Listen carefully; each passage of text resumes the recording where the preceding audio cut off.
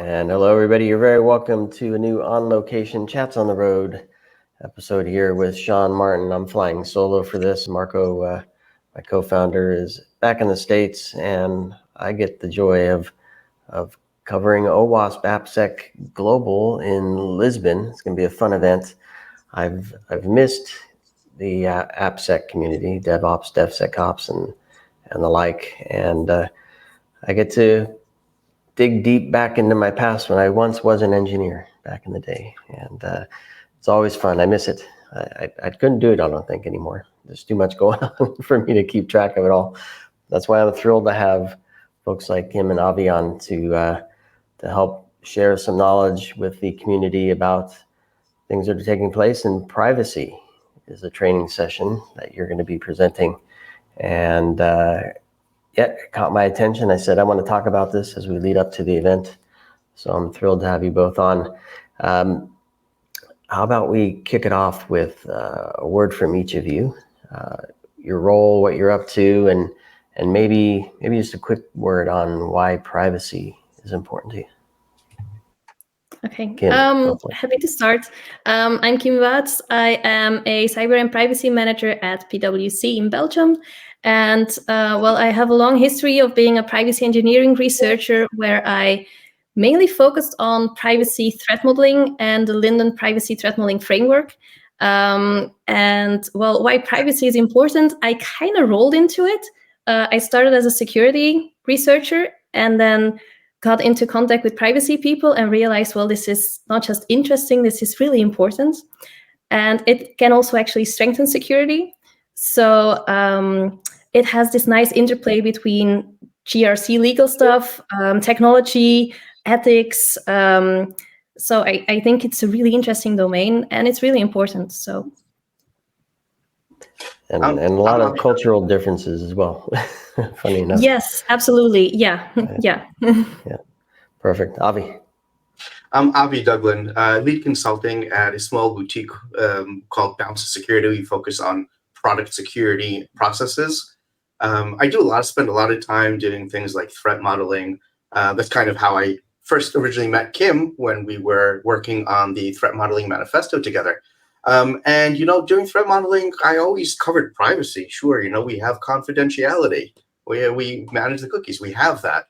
And I very quickly got educated hard about that privacy is actually a lot more than that. And I went through, Kim had me go through this whole process of learning all that stuff. And that's when I realized, wow, this is actually really, really useful for me as a product security engineer and a consultant. And this is where this idea for this training came from. We wanted to share this with other security engineers, other product security and apps people that realize they can actually leverage so much more when they understand the nuances and the intricacies and the different things that privacy actually means.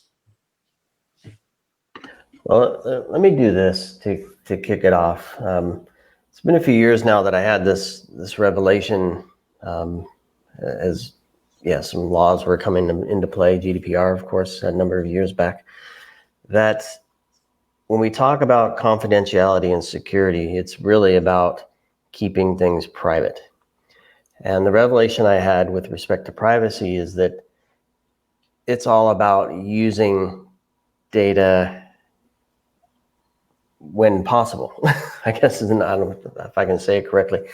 I guess the point is it's you want, in privacy, you want the data, you want to keep it private, but you need to have access and use it in many different ways. So somebody who's in privacy may not always jive, or the policies in privacy may not always jive with the policies in security. Well, first of all, I think there's this private has been used in different ways indeed. So if you look at it from the security perspective, you're right. We want to keep things private, meaning we want to keep our assets that we care about. We want to keep it private from external bad guys. From a privacy perspective, what we mean then with private, although I don't like the word private from a privacy perspective, it's more like, even though you collect my data, I want you to use it with care, only use it for the purposes that you are allowed to use it for. Don't share it with other people. even though from a company perspective, you might think, well, this is okay. From a privacy perspective, you need to think of it not from the company perspective, but from the personal perspective. Would that individual be okay with it? So it's a bit of a different mindset. And well, there might be some differences between the two things, but I don't think it's ever very that conflicting that you can't resolve it. I think it's important that you tackle them together, and then you can find this solution that works for both. But if you start from, here is a secure system, and then let's sprinkle some privacy on top, of course, it's going to clash. And this is always the same thing that we had, if you first build a system and then sprinkle security on top, that's not going to work either. It's going to clash with functionality. I feel like it's a lot of the same conversation that we had previously in security. We're preaching, no, we need to be involved at the beginning and then ignore privacy. We need to be involved, but never actually got privacy involved in that conversation. And now we are having that from the other direction. So have developers, engineers, have they kind of embraced the idea of building with privacy by design from the beginning, or what's kind of the current mindset there? We're working on that. No. Not enough. Yeah, no, not enough. Well, I think security people will even say that they haven't embraced security enough. So I think for privacy, we're even lagging behind a bit there.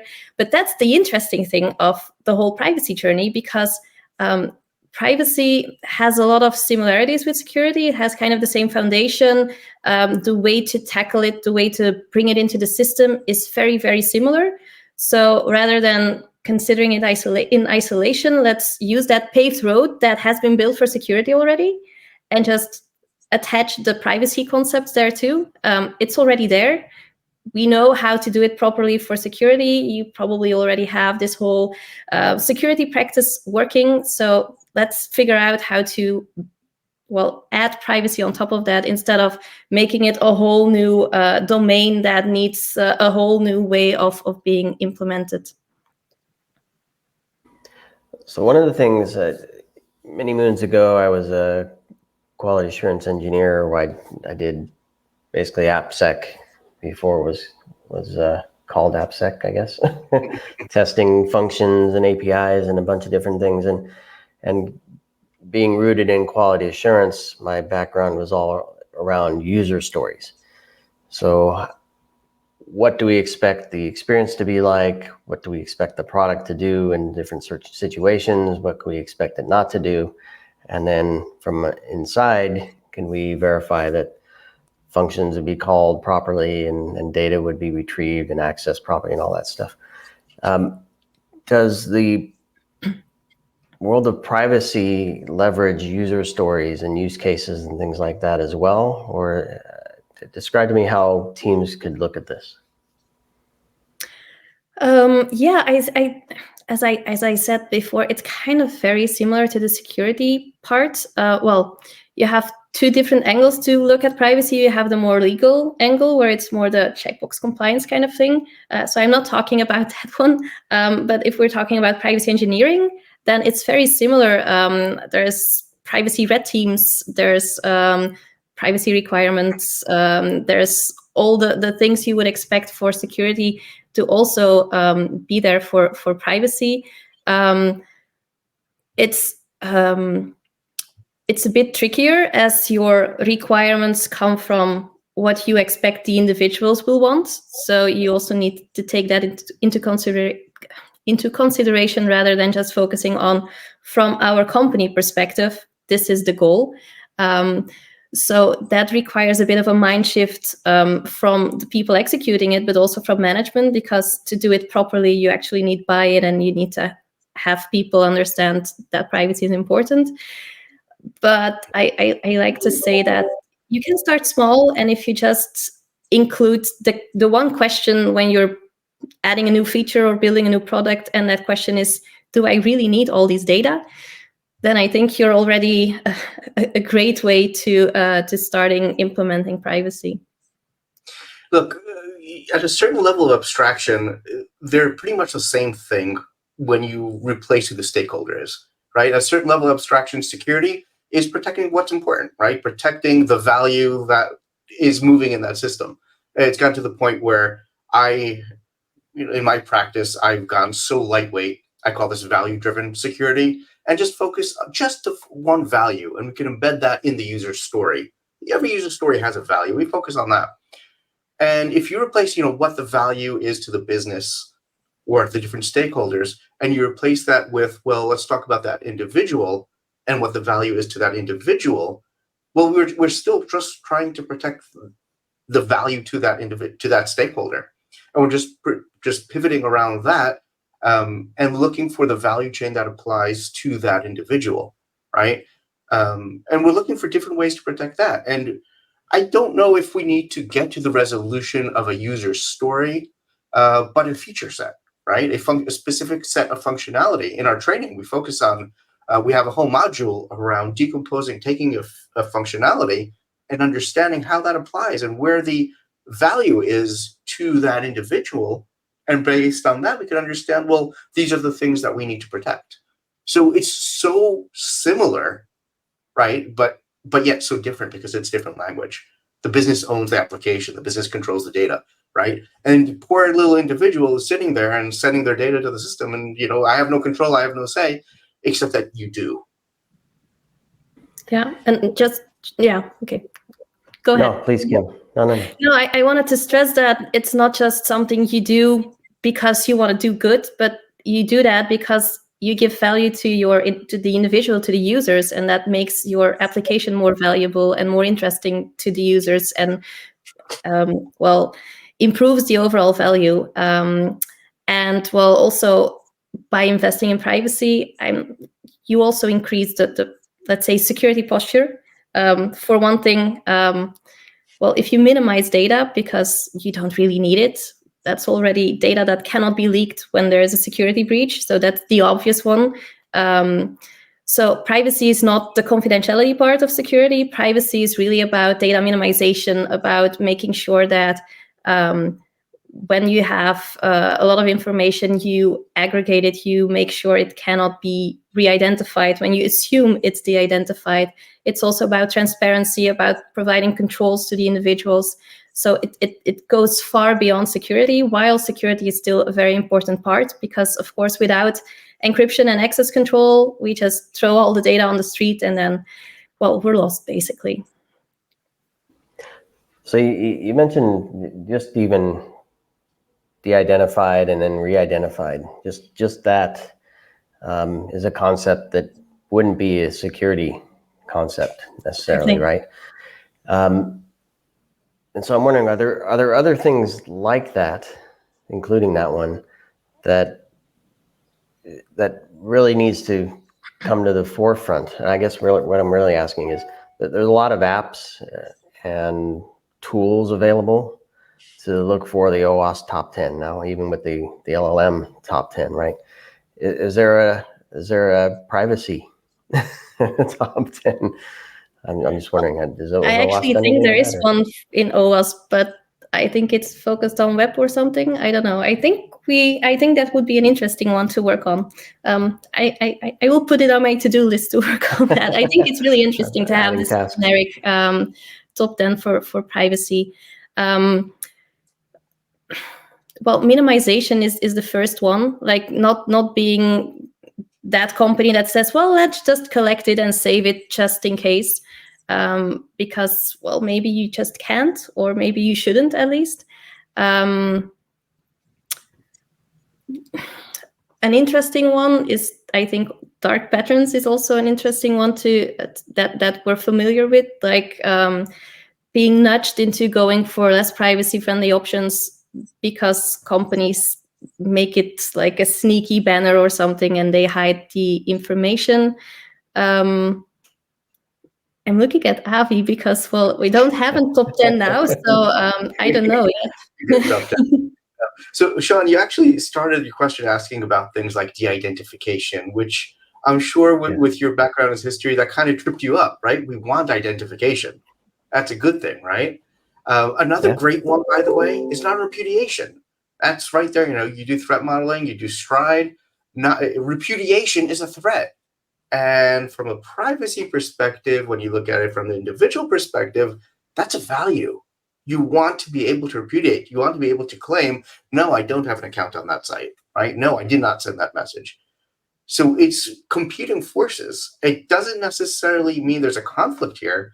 It just means you need to balance this. And that's what architecture really is about, balancing competing forces and finding appropriate trade-offs, right? Even just, forget security even and privacy, even just building functionality, you always have competing forces that you need to balance when it comes to things like identification versus de-identification, repudiation versus non-repudiation. We have competing forces that we need to account for and balance. And again, it's what the company, what the business, what the site, the application values versus what the individual values. And we can absolutely find that balance if we start early enough and integrate them and have that cohesive view of, these are the things that I need to balance. Let's find the way to find that trade-off, as opposed to let's build it and then figure out all the problems later. Yeah. Authentication is not a synonym for identification. It can help, but it's not necessary. You can find other ways too. And one of the things you noted in the topics you list, you reference architectural data mapping, and I'm gonna focus on kind of the architecture, because if a team is mature in how they build and they care about security in their development process, they're probably going to architect and select components that support the security aspects of their program while also enabling the business piece of it. One would hope. One would hope, exactly. So my question is, are there architectural best practices to select the right components and configure them, connect them in the right way for privacy? And if so, are there any examples you can give for teams that do that well? So I'm going to let Kim follow up, because she's probably going to tell me I'm wrong about this. But from my perspective, listen, the first big step, and I see this even from the security side, the biggest, and I'll talk about bad practice for a second, the biggest mistake I see most teams have is that they don't know what their architecture is. They never actually went in and built it well-defined. Oh, our architecture is web APIs and REST and a database. Well, that's not enough to define the architecture. What are the pieces? What are the interactions? What are the different various aspects of that? And that's the first thing. And that's the first thing we're going to be focusing on, is how to understand what the architecture actually is before we get into what you should be doing, right? And there are certain things that we're going to get to. I don't think there's anything I would say that is generic other than data minimization. I don't think there are any real patterns that are absolutely generic. And Kim, correct me if I'm wrong here. Well, there are privacy design patterns, but they often are not necessarily on the architectural level. It's more conceptual things to include there. Maybe what is worth mentioning is that the concept of data needs a bit more of a granular approach when you are thinking about privacy, because, well, for security, it's often enough to just think of this blob of information you want to protect and encrypt and I don't know what. But from a privacy perspective, it makes sense to also think of, what does this actually mean? Is there meta information that will reveal additional things? Reason about, well, is it really de-identified because you claim it, but maybe it's not? Or what additional information can be deduced? What profiles can be built on an individual because you have all this information? So what does it mean, basically? Yeah, because there's all these different correlations, for example, right? There's different ways of deducting different pieces of information simply by saying, okay, here's a blob of data, which is fine from a business perspective because I'm controlling it, I'm in charge of it. But from the individual perspective, the fact that you have that big blob and controlling it, that itself is might be a problem. So I think early on you both mentioned, certainly you did, Kim, the threat modeling stuff they're working on. When I think of threats generally, yes, there might be insider threats where somebody's doing something malicious. But generally speaking, when we think of threats, it's some external force trying to gain access and probably sell information. certainly when we talk about privacy as part of security. But when, and this is kind of to my point earlier, when we're looking at privacy in the organization, we're trying to dance along that line of how much can we collect, how can we properly use it to the fullest extent that we're allowed to legally and ethically, maybe not ethically for some companies. And to me, those are threats as well, where and not even intentional, but somebody, I guess to the point of this conversation, an engineer builds something that allows data to be accessed or used or something in a way that isn't in line with GDPR or some of the US state regulations, or I don't know, some of the other acts out of the EU that are coming along. I guess from a threat model perspective, because I think you're going to be talking about this in your training as well, what are some of the components of that activity, and does it touch on some of those things that I'm referring to? You want to go first? Should I? Sure, I don't mind, because there's one part of that I want to jump on. You mentioned ethics, and then you kind of backtracked that, but I absolutely think this is a big part of that as well.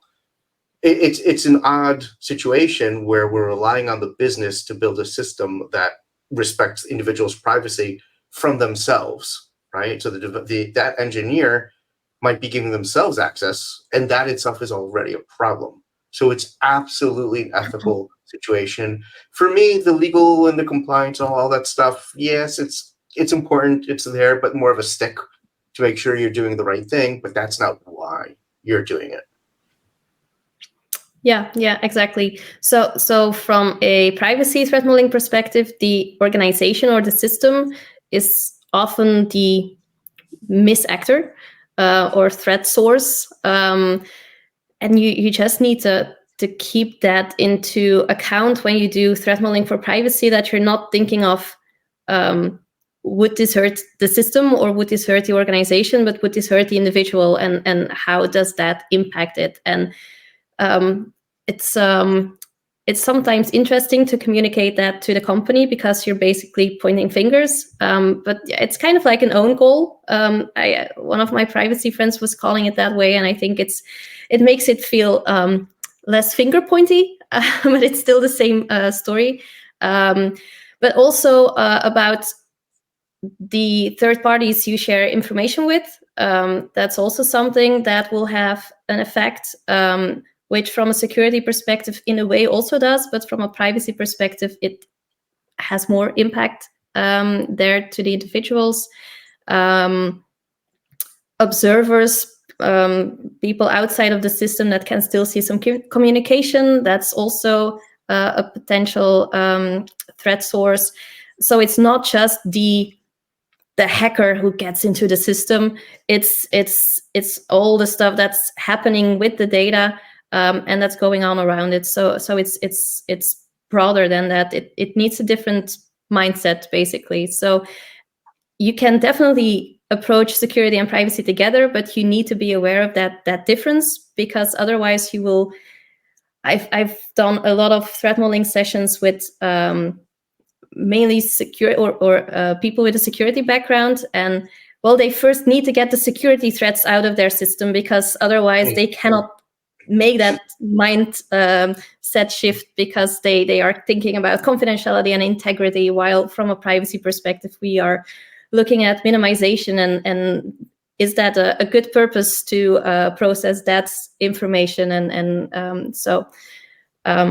yeah. Look, for security threat modeling, we always talk about the malicious admin, right? And we usually kind of stick a pin in that, because what are you going to do about that?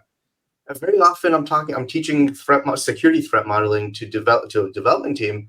And I say, well, what do you do if a malicious developer does, pushes something to production? Or what if that guy gets fired, right? I always pick a friendly guy in the front of the room. What if that guy gets fired tomorrow? Well, what's going to happen? And in this case, we're kind of doing the same thing to the whole business. What if tomorrow the whole business, hypothetically, starts being hypothetically malicious about the data? They don't need to be intentionally malicious about it, but it's about building the privacy-respecting systems. Sorry, Kim, I stole that term. Privacy-respecting systems so that the individuals feel comfortable and they can be assured of the state that even if there's a new boss in the company, I'm kind of protected to some extent. Is that fair? Do you do that, Kim? Yeah. Also, let's not forget, because you touched upon the legal a bit, you actually didn't. So I want to highlight that there's also a link there, because GDPR and other data protection compliance legislations require the privacy or data protection by design paradigm. So if you do this threat modeling, privacy engineering approach, well, you're doing what is expected. And if you do it properly, you can, you can check that box off for your compliance people and make them rest assured that you thought it through and that it was not just this, 1 5-minute discussion you had with a lawyer, but it's actually embedded in the system rather than having it somewhere on paper where it's gonna fail. Well, I never do what's expected of me, but I like thinking things through. No, it's true. Ask my mother. I'm sure we could all say that, right?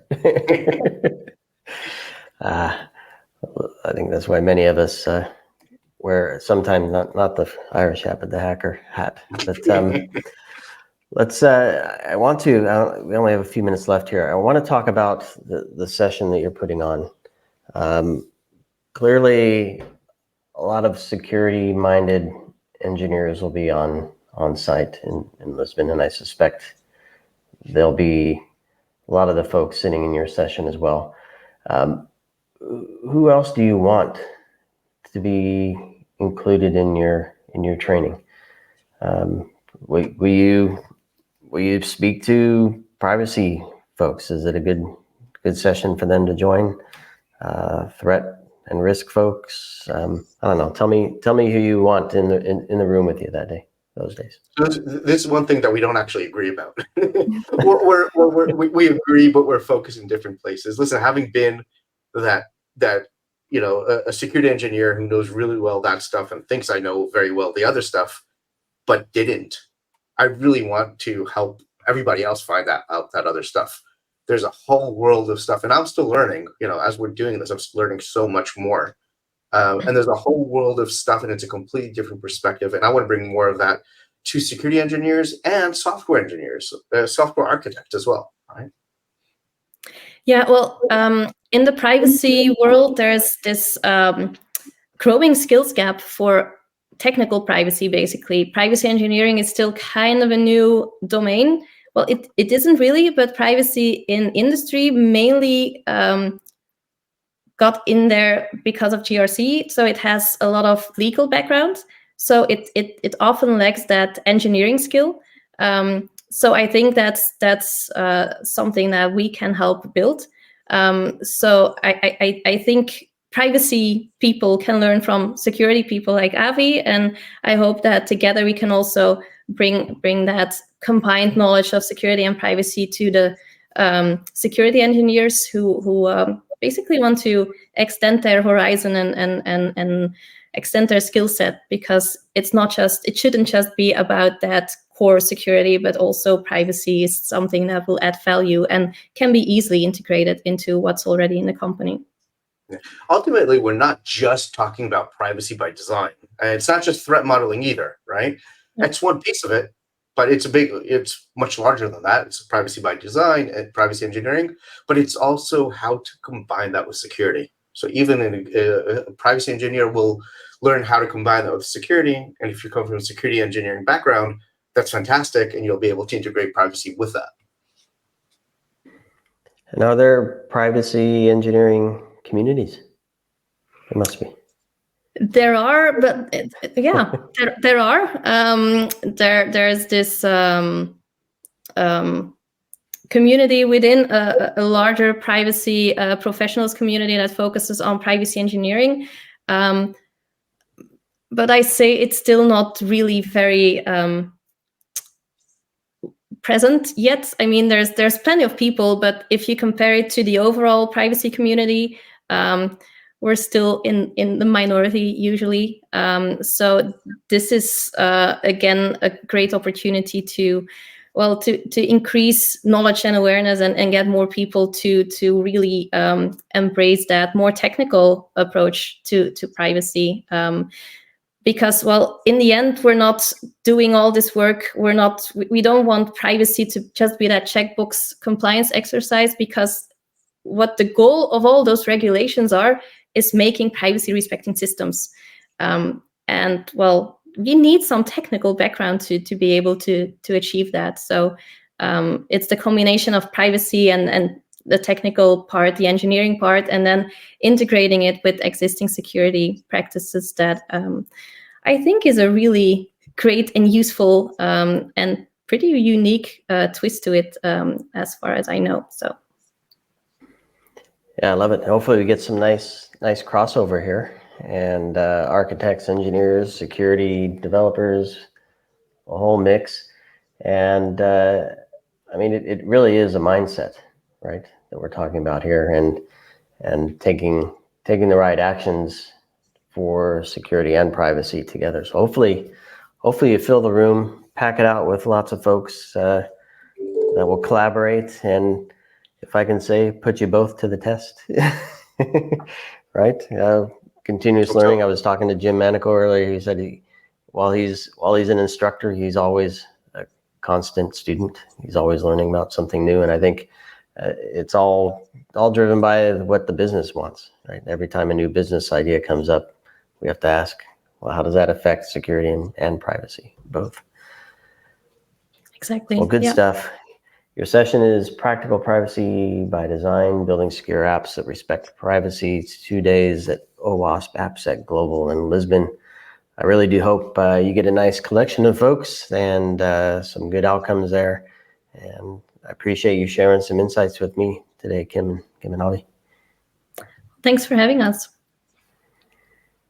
Thank you. And we'll see everybody in Lisbon in a few weeks. Please do stay tuned. Many more chats on the road here from ITSPmagazine, looking at the event up and down the stack, pun intended. All right. Thanks, everybody.